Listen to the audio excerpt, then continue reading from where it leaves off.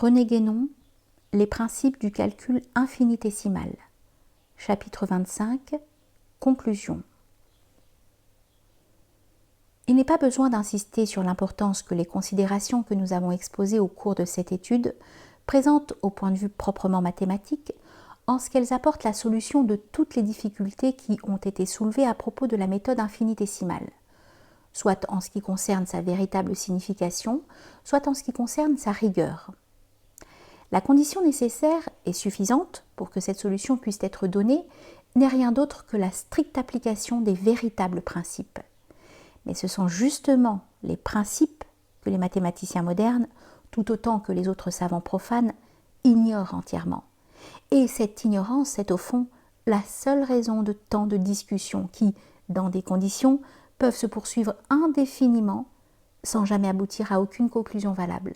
et en ne faisant au contraire qu'embrouiller davantage les questions et multiplier les confusions, comme la querelle des finitistes et des infinitistes ne le montre que trop. Il eût été pourtant bien facile d'y couper court si l'on avait su poser nettement avant tout la vraie notion de l'infini métaphysique et la distinction fondamentale de l'infini et de l'indéfini. Leibniz lui-même, s'il a eu du moins le mérite d'aborder franchement certaines questions,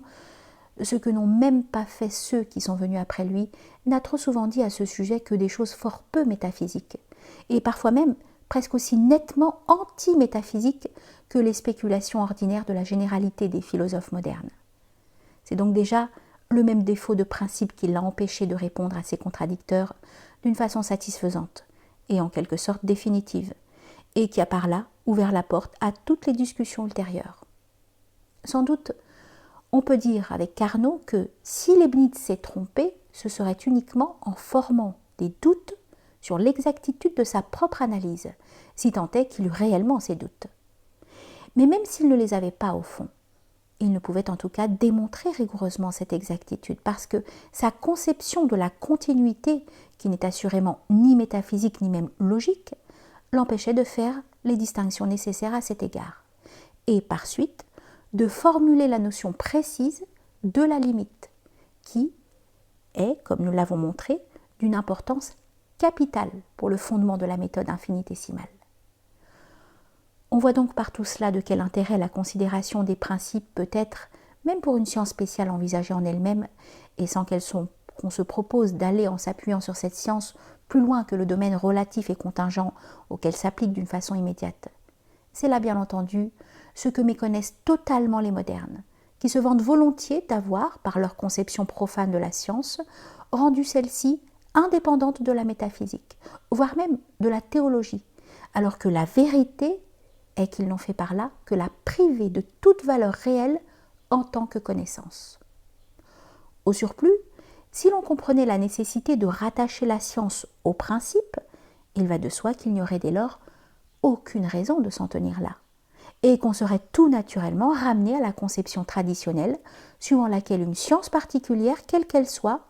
vaut moins parce qu'elle est en elle-même que par la possibilité de s'en servir comme d'un support pour s'élever à une connaissance d'ordre supérieur. Nous avons voulu précisément donner ici, par un exemple caractéristique, une idée de ce qu'il serait possible de faire, dans certains cas tout au moins, pour restituer à une science mutilée et déformée par les conceptions profanes sa valeur et sa portée réelle, à la fois au point de vue de la connaissance relative qu'elle représente directement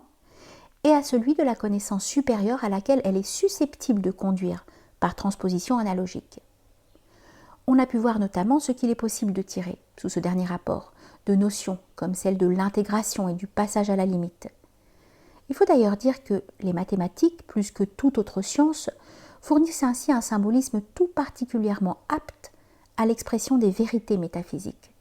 dans la mesure où celles-ci sont exprimables, ainsi que peuvent s'en rendre compte ceux qui ont lu quelques-uns de nos précédents ouvrages. C'est pourquoi ce symbolisme mathématique est d'un usage si fréquent, soit au point de vue traditionnel en général, soit au point de vue initiatique en particulier. Seulement, il est bien entendu que, pour qu'il puisse en être ainsi, il faut avant tout que ces sciences soient débarrassées des erreurs et des confusions multiples qui ont été introduites par les vues faussées des modernes.